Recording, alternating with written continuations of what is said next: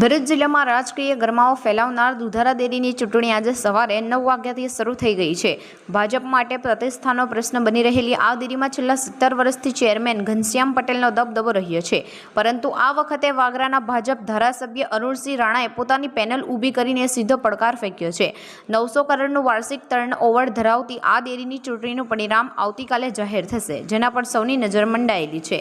દુધારા ડેરીની કુલ 15 બેઠકોમાં તે ચૂંટણીની જાહેરાત કરવામાં આવી હતી। તેમાંથી એક બેઠક પર અરુણસિંહ રાણાની પેનલના પ્રકાશ દેસાઈ બિનહરીફ ચૂંટાઈ આવતા સ્પર્ધા 14 બેઠકો પૂરતી સીમિત રહી છે। આ 14 બેઠકોમાં તે ઘનશ્યામ પટેલ અને અરુણસિંહ રાણાની પેનલના ઉમેદવારો મેદાનમાં છે। કુલ 296 મતદારો આજે પોતાના મતાધિકારનો ઉપયોગ કરી રહ્યા છે, જે ડેરીનું ભવિષ્ય નક્કી કરશે। ચૂંટણીને અનુલક્ષીને ભરૂચના આયોજન ભવન ખાતે સવારથી જ કડક પોલીસ બંદોબસ્ત ગોઠવવામાં આવ્યો છે। કોઈ અનિચ્છનીય ઘટના ન બને તે માટે પોલીસ તંત્ર સજાગ છે। સવારથી જ શાંતિપૂર્ણ માહોલમાં મતદાન પ્રક્રિયા ચાલી રહી છે, જ્યાં મતદારો ઉત્સાહભેર ભાગ લઈ રહ્યા છે। બંને પક્ષના આગેવાનો મતદાન મથકે ઉપસ્થિત રહીને પોતપોતાની પેનલના ઉમેદવારોને સમર્થન આપી રહ્યા છે। ચૂંટણીમાં સીધી ટક્કર હોવા છતાં બંને પક્ષો જીતનો દાવો કરી રહ્યા છે। ઘનશ્યામ પટેલનું કહેવું છે કે તેમણે છેલ્લા 17 વર્ષમાં ડેરીનો વિકાસ કર્યો છે અને મતદારો તેમના કાર્યને સમર્થન આપશે। બીજી તરફ અરુણસિંહ રાણાએ પોતાની પેનલને વિજયી થવાનો વિશ્વાસ વ્યક્ત કર્યો છે અને ડેરીમાં પરિવર્તન લાવવાની વાત કરી છે। જો કે કોણ બાજી મારશે તે તો આવતીકાલે ચૂંટણીના પરિણામો જાહેર થયા બાદ જ સ્પષ્ટ થશે। સમગ્ર જિલ્લાના પશુપાલકો અને રાજકીય વર્તુળોમાં ચૂંટણીનું પરિણામ જાણવા માટે ભારે ઉત્સુકતા જોવા મળી રહી છે। આ ચૂંટણી ભાજપ માટે પણ અંદરખાને જૂથવાદનો અંત લાવવા કે તેને વધુ મજબૂત કરવા માટે નિર્ણાયક સાબિત થશે।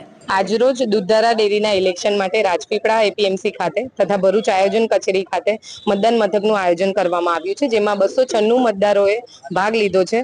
ચૂંટણી પ્રક્રિયાની શરૂઆત થઈ ગઈ છે। શાંતિપૂર્વક મતદાન શરૂ થયું છે। 11 ઝોન, જેમાં 12 ઝોન હતા, જેમાં એક ઝોન બિનહરીફ તથા 11 સામાન્ય સીટ માટે, 2 મહિલા અનામત માટે અને 1 આદિજાતિ માટે ચૂંટણી યોજાઈ છે અને ચૂંટણી પ્રક્રિયા અત્યારે શાંતિપૂર્વક ચાલુ છે। મેડમ, આમની મતગણતરી ક્યારે થશે? મતગણતરીની પ્રક્રિયા આવતીકાલે સવારે 9 વાગ્યાથી સ્ટાર્ટ થશે। આજ રોજ ભરૂચ દૂધ ઉત્પાદક સંઘનું ઇલેક્શન છે અને અમને સંપૂર્ણ વિશ્વાસ છે કે આ વખતે સભાસદોનો જે દૂધ ઉત્પાદકોનો જે જોમ અને જુસ્સો છે કે જે અમને સંપૂર્ણ બહુમતીથી જીતાડશે અને સારામાં સારું મતદાન કરી રહ્યા છે। અત્યારે આ મતદાનની પ્રક્રિયા કેવી રીતની હોય છે? આ મતદાનમાં ટોટલ 15 ડિરેક્ટર હોય છે, એમાં 12 જૂથ છે ને 12 જૂથની ઉપર 3 જનરલ સીટ છે, એમાં 2 મહિલા સીટ છે અને 1 અનુસૂચિત જાતિ જનજાતિની સીટ છે। એમ ટોટલ 15 ડિરેક્ટરનું મતદાન થાય। કેટલા બેલેટ પેપરનું યુઝ કરી એક મતદાર એક જૂથનું 1 બેલેટ પેપર છે, મહિલા ઉમેદવાર માટેનું 1 બેલેટ પેપર છે અને અનુસૂચિત જનજાતિ માટેનું 1 બેલેટ પેપર છે। એમ 3 બેલેટ પેપર છે। ઓકે, આજે દુધારા ડેરીની ચૂંટણી છે, કેવો માહોલ લાગી રહ્યો છે? ચૂંટણી હોય એટલે માહોલ તો બધો અલગ જ હોય, બરાબર છે। ખાસ તો આ ભરૂચ દુધારા ડેરીનું ઇલેક્શન હતું, એમાં 12 ઝોન છે અને 2 અનામત મહિલા છે, 1 એસટી અનામત છે અને આજે ઇલેક્શન છે 19ના રોજ ને એની અંદર માહોલ, તમે જે માહોલ કર્યો છે, અમારા અપક્ષ છે, અમે અમારા રૂલર છે 4, 2 જિલ્લાની અંદર 1 મહિલા, 1 હું એસટી તરીકે મહેશભાઈ છોટુભાઈ વસાવા અને બાકીના અમારા મહેન્દ્રસિંહ દેસાઈ આમોદ જંબુસરથી છે અને સાગબારાની અંદર પીડી વસાવા છે। એ અમારા 4 જીતવાના છે અને અમે 100% જીતવા। અમને અમારા મતદારો પર ભરોસો છે। અમે મતદારોમાં કેમ્પેન કર્યું છે અને મતદારોએ અમને વિશ્વાસ અને ખાતરી આપી છે, જેથી આ ડેરીની અમે રક્ષા કરી શકીએ।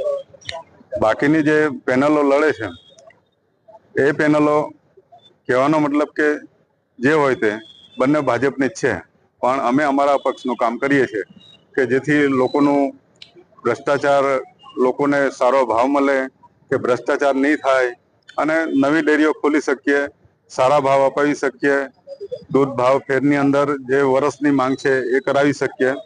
એટલા માટે અમે આજે વોટ નાખવા પણ આવ્યા હતા અને વોટ અમને આપ્યા પણ છે લોકો, એટલો અમને વિશ્વાસ છે। આવતીકાલે એની ગણતરી છે અને એ 4 ઝોન અમારા જીતવાના છે।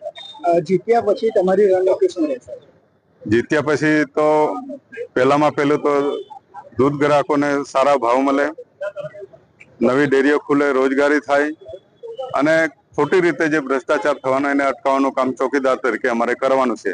અને બાકી જે સમીકરણો આવશે ત્યાર પછી ચેરમેન વાઇસ ચેરમેનના સમીકરણો આવશે એની અંદર અમે આગળ જોઈ લઈશું. બંને ભાજપની પેનલ છે તો તમારો ટેકો કોની તરફનો છે?